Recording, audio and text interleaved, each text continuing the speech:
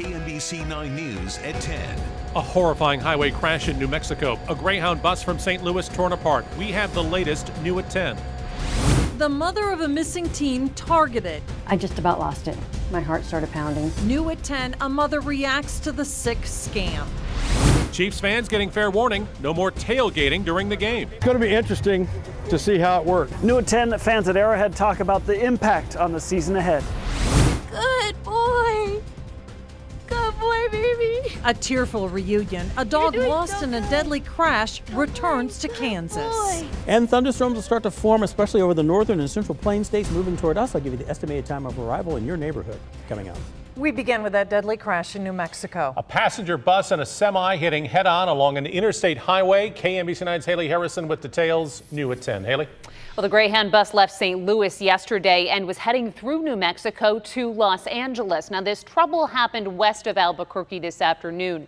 A semi-truck blew a tire, crossed traffic, and hit that bus head-on. At least 6 people were killed. Several others were seriously hurt. The front of that bus was completely sheared off. The semi was also torn apart. A man driving past the scene saw first responders rushing to help. I saw a lot of the people laying on the ground and saw how crushed the bus was and just saw a lot of chaos and devastation. Rescuers had to use ladders to get inside that bus to look for the injured passengers. The interstate shut down, causing massive delays. Tonight, Greyhound says it is cooperating with local authorities and plans to start its own investigation. Chris and Laura. And we'll be following that investigation. Updates as we get them right here on KMBC. New tonight, Kansas City, Missouri firefighters quickly put out a fire at an apartment on East 61st near Blue Ridge Boulevard. It started in the kitchen, no reports of injuries, and the cause is now under investigation. The Chiefs take on the Green Bay Packers tonight at home. And it's the first Chiefs home game since the team announced their new policy against tailgating after kickoff. KMBC 9's Brian Johnson live at Arrowhead tonight with the impact. Brian? Yeah, the Chiefs know fans are not excited about this change. That's why today it was all about education, not enforcement. For a lot of fans, the tailgating is as, if not more important than the actual game. Barbecue day is always a good time.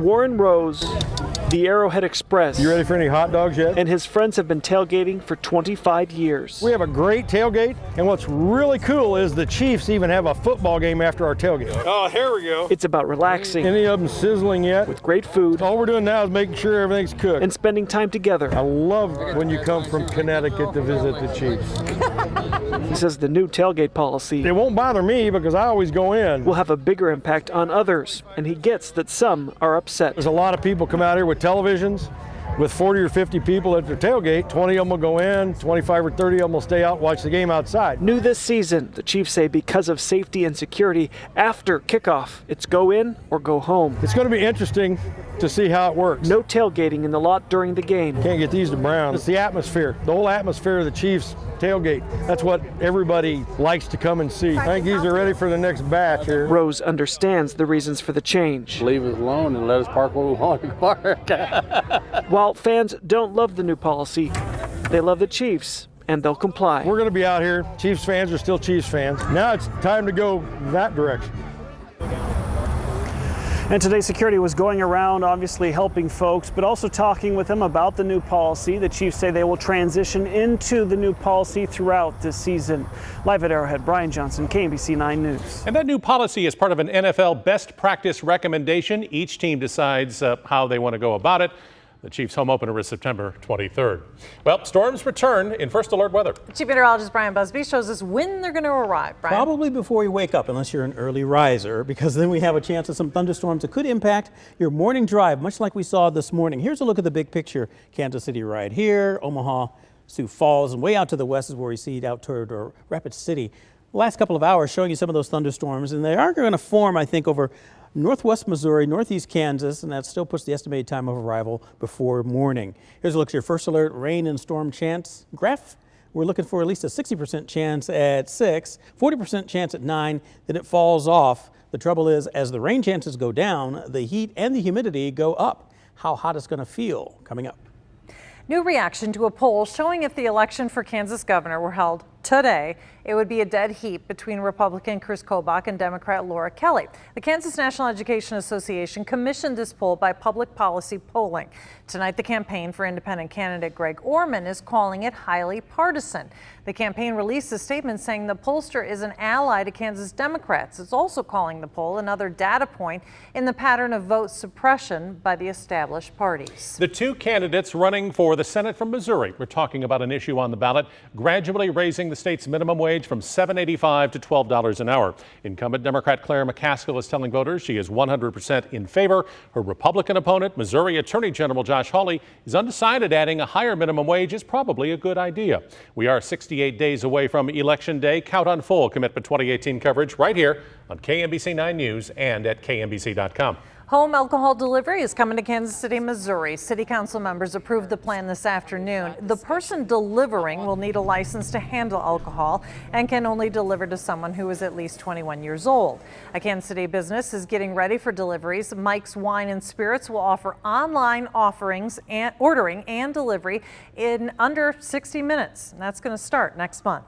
In Wyandotte County Unified Government, commissioners unanimously voted to pay for a conviction integrity unit. The DA says the unit would review complaints from inmates about how their cases were handled, and they use Lamont McIntyre as an example. Lamont was exonerated last year in a double murder case in Kansas City, Kansas. The DA plans to hold a press conference about the new unit tomorrow, and we're going to let you know what happens.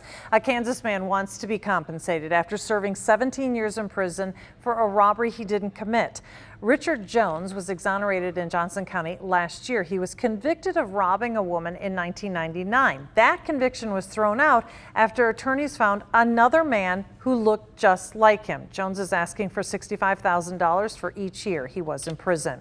And new tonight, the founder of a Christian school in Shawnee is arrested on child sex charges. 48-year-old Dennis Creason is accused of indecent liberties involving children. He's listed as the founder and administrator of Oak Lawn Christian on West 47th and Shawnee. He is scheduled to appear in court tomorrow afternoon.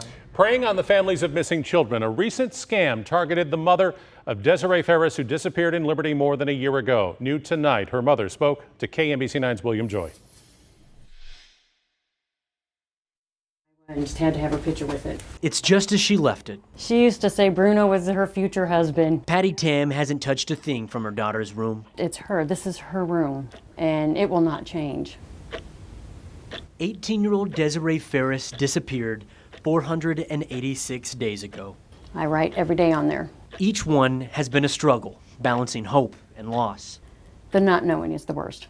So imagine the emotions when 3 days ago, Tam got a text from a random number claiming to have kidnapped her daughter and willing to turn her over for a $2,000 ransom. I just about lost it. My heart started pounding. A private investigator working with the family traced the number to India. He called the scammer, who admitted it was fake. This is worse than an IRS scam because they're actually preying on families with missing children and trying to extort them. It's disgusting. I mean, I don't see how somebody can prey on a family that's already grieving. But today, there is good news. The reward just doubled to $10,000. Somebody will talk. Money talks. Tam is convinced they're close to finding answers. I'm not giving up hope, but it's another day that we've been living in this nightmare. Close to the one day Desiree comes home. She's coming through them doors no matter what. William Joy. Good or bad. KMBC 9 News. Detectives are working on a new lead. They have a new area of interest based off of cell phone locations at the time of her disappearance. Right now, the search for a man with dementia who walked away from a doctor's appointment, that is, at St. Luke's Hospital in Kansas City. 49-year-old Roy Rush was seen around noon. He suffers from dementia and a seizure disorder. Police say he's unable to care for himself, so obviously if you see him, call 911. Olathe police need help finding a missing man. 35-year-old Julio Patricio Morales was last seen Sunday evening leaving his apartment. He could be driving a gray 07 Pontiac G6. Kansas tags you see right there. If you see him, call police. And a Kansas City, Kansas high school kicks off a program to help students leave with more than a diploma. Washington High School held a pep rally to let parents and students know about the Diploma Plus program. It gives students a head start on their future by helping them focus on a career path and earn college credit. And a Wichita woman and her dog are reunited tonight, but it took a lot of effort to get there. Her golden doodle first went missing after a bad car crash in Colorado. Samantha Orr survived. Her mother did not. Their dog Bentley couldn't be found. Samantha put out the call for help on Facebook, and 19 days later, someone finally spotted Bentley and took Samantha up the mountain for this reunion. Good boy. Good boy, baby. You're doing so good. I'm so proud of you. Hi. Hi, baby. Look, it's your mama. It's your mama. Yeah. Oh, Bentley was a little scared, malnourished and dehydrated, but otherwise he has no injuries. Tonight, Bentley is back home in Wichita, and his family is calling him a miracle. A Leavenworth native has an impromptu performance at KCI.